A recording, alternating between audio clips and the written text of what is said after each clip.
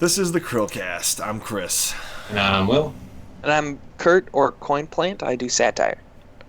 And if you want to go check out his channel, go to YouTube and search for CoinPlante. No E. I don't know why it's an Where E. did the E come from? I feel like I actually jumped the shark there. That's my bad.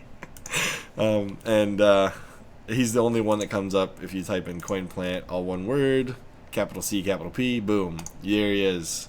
If you want to try and find us, you type in CHRILLCAST, and today, for once, it did not try to correct me and say Chromecast, so that's cool.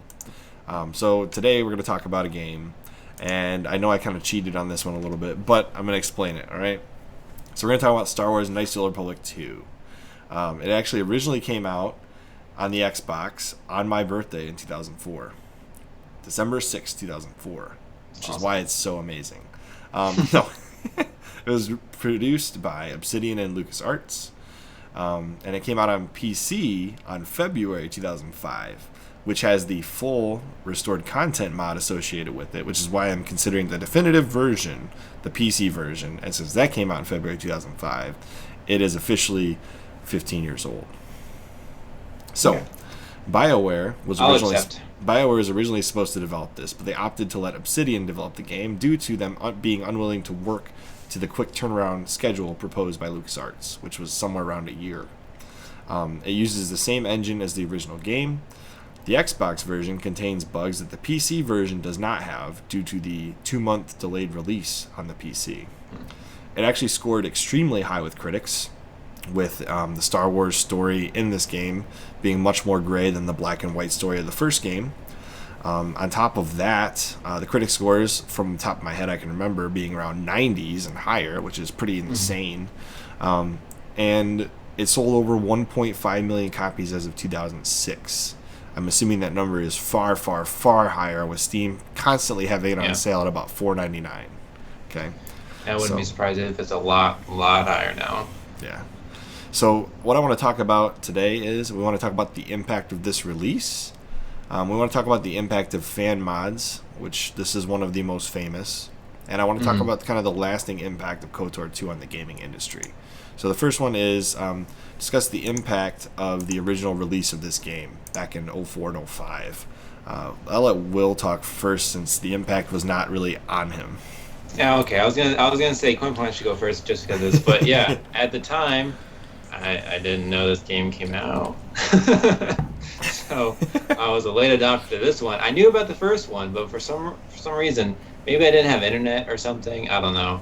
I didn't even know this game existed until many years later. So it was a very pleasant surprise for me because I loved the first game, and then I was able to discover this game. So it's pretty cool. But the impact of it originally releasing didn't exist for me.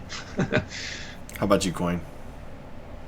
So, I can't talk much about the release of the game because I was 5 at the time. So I didn't play it at release.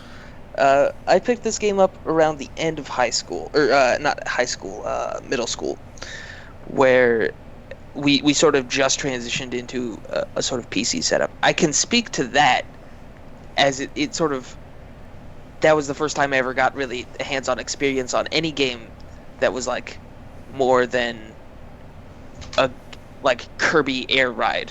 That was just the racing game on the GameCube.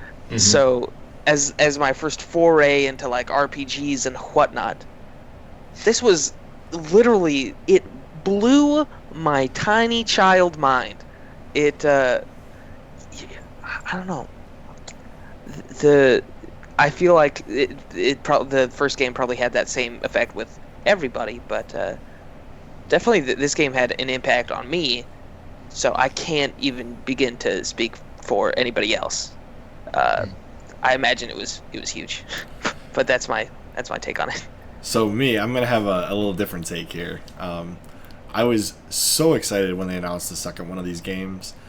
My sister is a huge Star Wars fan, so like I was already kind of inundated in Star Wars when the prequel trilogy came out because I had watched the original trilogy with my sister several times over on VHS tapes. And she's got somewhere around a decade or more years above my own age, so I'm not going to say the exact amount, but she really got me into the Star Wars franchise a lot when I was a kid. And so when the first one came out, I was so excited. But of course, being a child and very innocent of the mind, I only could pick the Jedi route.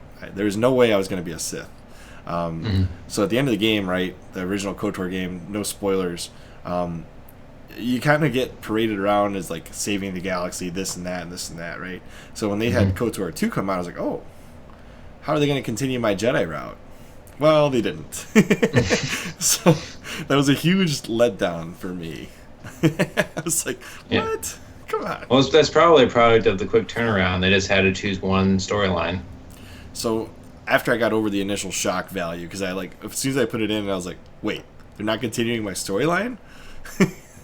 I put the disc back in the case, put it back on the shelf, didn't play it for like months. I was like, come on. But anyways, after I got over that, I put it back in the Xbox and I played it for a little while, and didn't finish it initially, just because it felt a lot more disconnected and unfinished than the first one.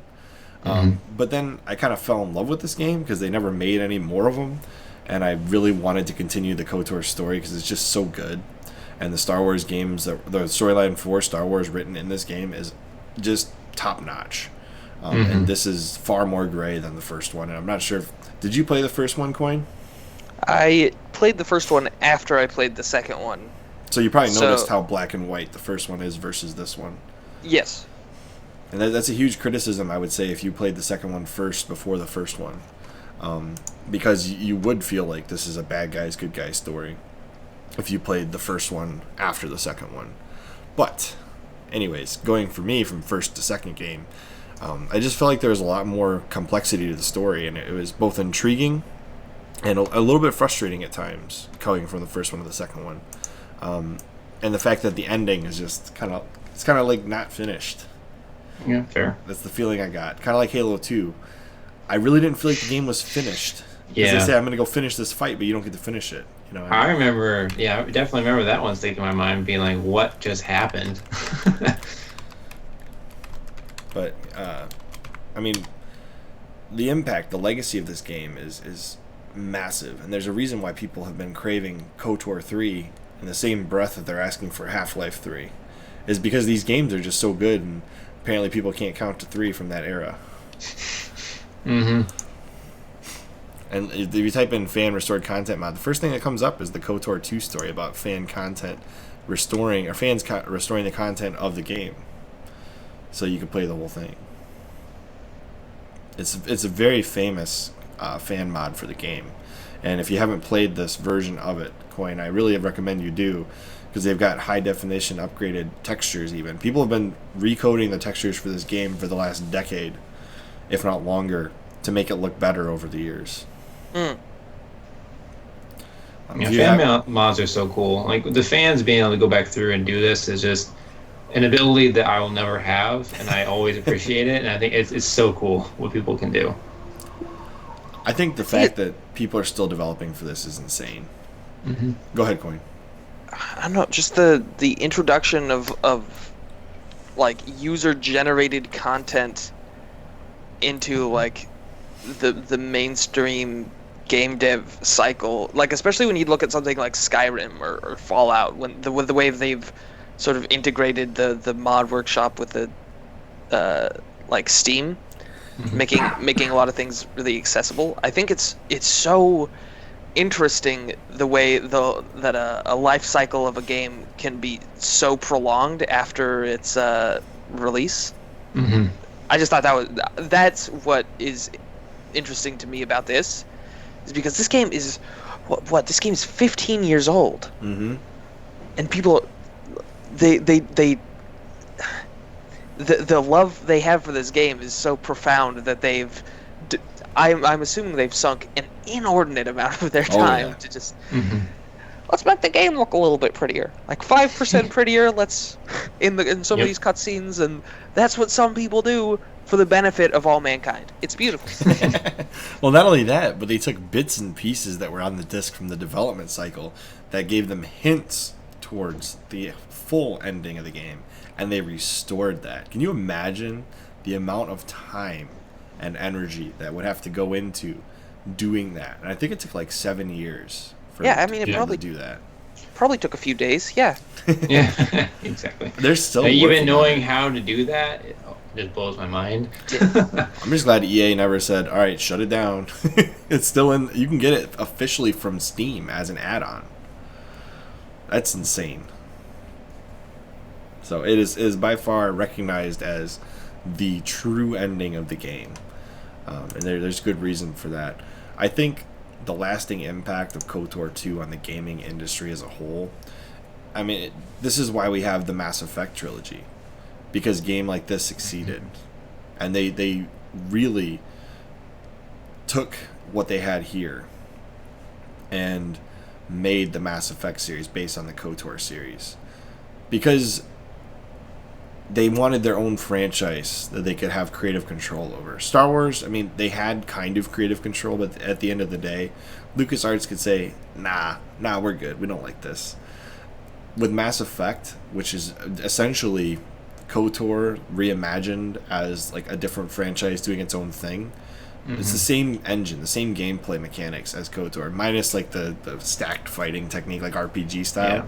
It's an action version of KOTOR, which worked really, really, really well. And since they actually had creative control, they were able to tie in choices from one game to the next. It's probably one of the most fantastic reimaginings of an engine or a gameplay mechanic I've ever seen in my life. So I think KOTOR lives on through the Mass Effect series. Yeah, certainly the lessons they learned to making at least the first game carried over into Mass Effect for sure. Yeah. Well, they learned from the KOTOR 2 as well. You know, like the development cycle for Mass Effects 2 and 3 was far longer than KOTOR 2 was. I know, but Obsidian worked on this game. I understand that. But think about it. They were given the engine. They learned from this game. Mass Effect, the origins of it come from KOTOR 1 and 2. Guaranteed. And there was a reason why in Mass Effect 1 and 2, the storyline will work no matter what choices you make in 1 and 2. Whereas in KOTOR 2, if I made the Jedi choice in 1, that continuation is lost. That's true. What about you, Coin? What do you think the lasting impact of KOTOR 2 is?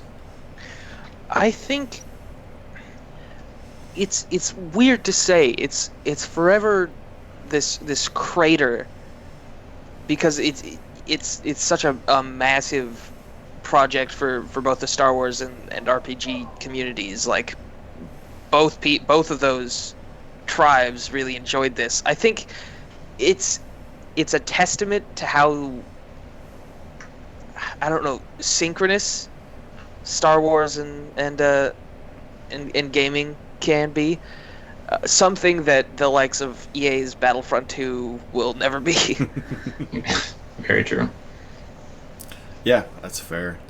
I think this game, even if EA reimagines KOTOR 1 and 2, it's a different game and a different story.